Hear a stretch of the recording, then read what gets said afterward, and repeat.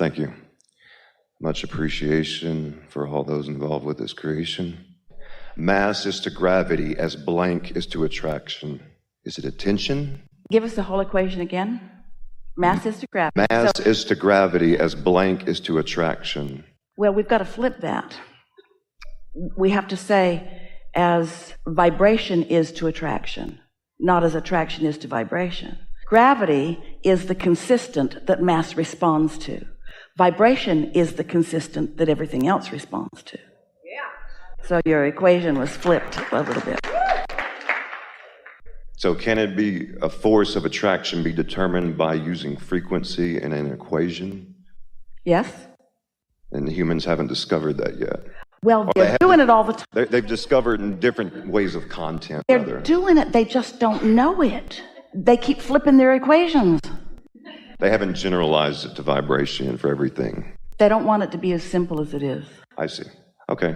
Throughout my life, now that I've lived a certain amount of time, per se, there's been a energy signature. This energy signature could be described as a spectrum oscillating back and forth, such as a sine wave. Most of my adult life, going back into teenage years, I was on one side of the spectrum. I would say 4 or 5 years ago, switched to the other side of the spectrum, or the balance beam in the middle. Can you describe the spectrum in emotional terms? Yes, I will give you physical characteristics that are related with both sides of the spectrum. One side would be more stoic. Some may say focused, although focus is always on both sides. Can you hold your thought just for a moment there? Yes. We want to go back and talk all over what you're talking about. But something important just came into the conversation that we want to emphasize, and that is when we ask you the question, because as you're talking about this spectrum, and we ask you if you can give us some emotional description, if the scientists would allow there to be emotion in what they are talking about, then their guidance would lead them right to where they want to go. Another one of my questions involves that. If you leave the way the perceiver feels about it out of it, then you have inconsistency in the way everything happens. And that's what keeps them not believing that they have anything solid that they can stand on. Thank you for that. You don't realize how much you affect everything. And so when you're studying the manifestations without studying the reasons for the manifestations, then all you end up doing is seeing the manifestations and sifting them into piles, which then you evaluate and judge, but then it's too late. You've got to understand the emotional content of them while they are in the making in order to understand any of this physics stuff. Yes? Yeah.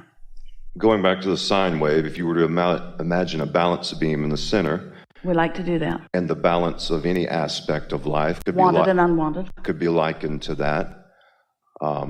Presence and absence. That's the balance. Yes. These two sides of the spectrum, something and nothing, are very differing aspects of my personality. It's almost like two different personalities. Aligned and not aligned. I enjoy both of them. It's not under the influence of source and not. One's not. Clarity, confusion. Those aren't harmonious with me. They're not? Both sides of the spectrum are joyful? Yes. Then we're talking about two different spectrums. Yes, that's why I'm trying to... We'll listen. Okay. One side of the spectrum, I'm very quiet, silent, stoic, don't really want to ever talk to anyone. The other side, very expressive. Psychology may call this left brain, right brain. We would call it, in both ends of that spectrum, in the aligned part of the equation and under the influence of source. It's just that in the more animated part of it, there's more momentum. And in the quiet, more withdrawn, there's less momentum. In emotional terms, you are describing the difference between satisfaction or contentment and passion and enthusiasm and excitement and love. Thank you. There's just more momentum, but in both cases, in the non-resistant side of the balance beam that we like to talk about. But both are aligned. Both are aligned. It's the balancing act. And further, we give this analogy, we'll be very brief about it. Envision being at the top of a hill, San Francisco Bay is down there. You take your car out of gear, you take the parking brake off, and you decide you want to give yourself a physics lesson. So you bump your car from behind just to see what will happen.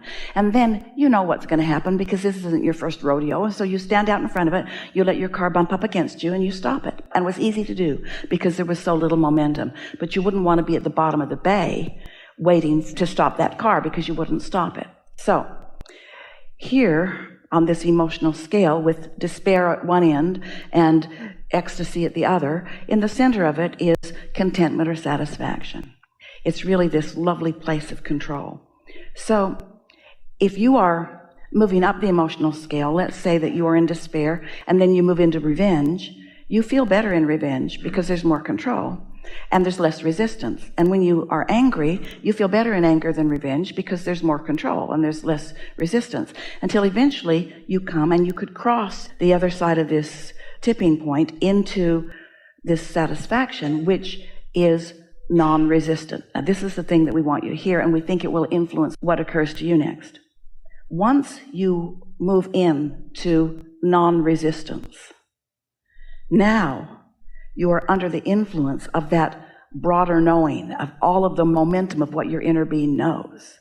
So in the absence of resistance, now the speed, and we mean by speed in this case the amount of time it takes to move from contentment all the way up into some powerful, exhilarating emotion, is very, very quick, because in the absence of resistance, things pick up speed really, really quickly. Continue.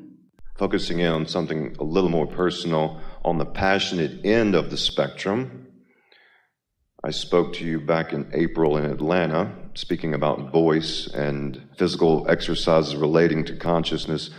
Since then, I've been simply keeping myself open to opportunities for harnessing and grounding in that passionate energy into something formable. In other words, you've been keeping yourself open to impulses. Yes. You have a lot of really good words. An impulse came open to try acting. That's something I've never done before. A path quickly opened up. I went to an audition, and I'm in a play in my hometown.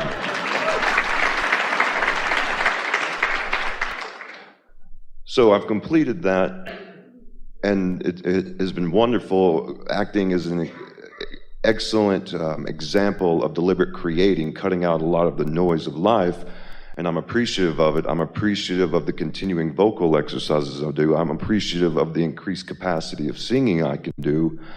I'm sensing a vibration within me that wants to hone in on something very specific that when I do it, I'll almost lose all awareness of like everyday life, something that would be labeled as creative genius.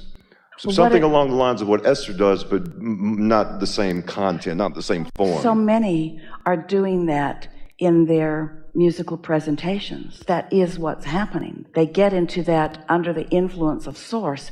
It's like when we say seeing through the eyes of Source, singing through the voice of Source, singing with the vibration of Source.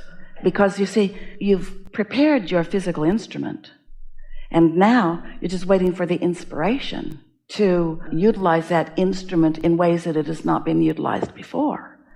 That is exactly what I'm talking about. And instead of looking at the entire broad spectrum sea of performing arts, it seems like it would make sense to focus in on just start where you are and let the inspiration from who you really are take you to the satisfying place that you may not even be able to specifically identify. And don't worry about giving it a label, let it develop into its own creation. Yeah, as you identify it in general terms, then the specifics of it will come before your label of it. And this is exactly what we're talking with physics. It's exactly the same conversation. Rather than deciding what it's going to be and trying to make the universe fit into your perspective of it, chill out and let the universe and what it is show itself to you as it is. So that's why step 1, step 2, step 3 are so important. Step 1 is life has caused you to put all of that into your vortex, and it's there. And you don't even really understand the fullness of what is there. You understood the components as they went in one at a time, but you don't understand their relationship with each other, the cooperative componentness of them, and what the law of attraction and source energy has gathered. So you don't know what the potential manifestations are. You've given all the resources to it. And then in that quieted mind state, when you're not trying to push the noodle and not trying to make it happen and not trying to dictate what it is, in that attitude of trust, you just tune in and allow it to flow through you. And the thrill of that when it happens, the thrill is in the discovery. That's why you all came. You understood the laws of the universe before you got here. You didn't come to learn them. You didn't come to fix a broken world. You didn't see it as broken. You came knowing that you would be inspired to newness that was unique to you, and that you could control your vibration, and then the newness would turn from thoughts to things, and you knew that there would be great thrill in the discovery when it turned into a thing. You also knew that it would be way fun along the way. And so this is what we can sense just a little bit with you. We want there to be satisfaction in nothingness before there's somethingness. And most humans, they don't want to be satisfied with nothingness. So we say, oh, we don't mean really nothingness. We mean maybe you can't see it and hear it and smell it and taste it and touch it, but you sure can feel it. Yeah. When I listened back to my recording from April, I said to myself the first time I heard it, I was speaking directly from my source when I came up here and started speaking to you. Why is it that I am still in full consciousness and believe I am doing that, and Esther is not, and she kind of blanks out where... Well, it's not that different. She's not blanking out, she's busy. Is it focus you're talking about? I can sense that focus happening within me. Yeah. It's not that she's not hearing this. And when she goes to dinner with friends and they talk about what happened, she has almost full recall, not because she's remembering it, but because it begins occurring again all over again. And so the best way to allow that focus to increase in my own being, however I want to express that in a creative, expressive way. Don't you just really, really, as you acknowledge the existence of your inner being and its evolution and expansion that has been provided by your life experience, even in this life, don't you want all of that knowing to flow through you in a seamless way where there's no resistance within you, so that the whole of you is present in the now? Ooh, that's what it is. But you don't get there by saying it's not happening. And you don't get there by saying it's not happening enough. You get there by saying, I'm so satisfied, I'm so satisfied, I'm so satisfied. And as you practice that neutral place of non-resistance, then you just begin having more and more of those experiences until you just expect to be satisfied, and you expect to be brilliant, and you expect ideas to flow, and you expect things to turn out well for you. You expect to be in the right place at the right time. You just expect to feel good. You just expect life to be delicious every step along the way. And let's be real about this, friends. This turning thoughts to things, every moment is a manifestation. So in every moment, thoughts are turning to things. Look at the things that have turned out with this. Look at this. Look at us all here in this magnificent place having this wonderful conversation. This is manifestation. Every moment is. Every moment is a manifestation over which you have so much more control than most of you acknowledge. It's wonderful. Thank you. I have one technical question. It relates to something you said earlier. I'm sure you're aware of this if I mention it. A man that has transitioned by the name of David Hawkins established what he called consciousness scale by means of kinesiological muscle testing in humans. Familiar with it? Yes. 0 to 1,000 logarithmic scale. To some extent. Okay. We're receiving it from you as you are aware of it. Mm-hmm. Creations, he defined or labeled a number of creations with a consciousness from 0 to 1,000 ideas, people of the past, human emotions to be included, similar to the human emotion scale from Askin and is given. It would, and they're attached to a number. Would that be a way to numerate human emotions in order to manipulate them mathematically and discover more about? Yes. Yes. Yes. This is a really good time for a segment of discussion.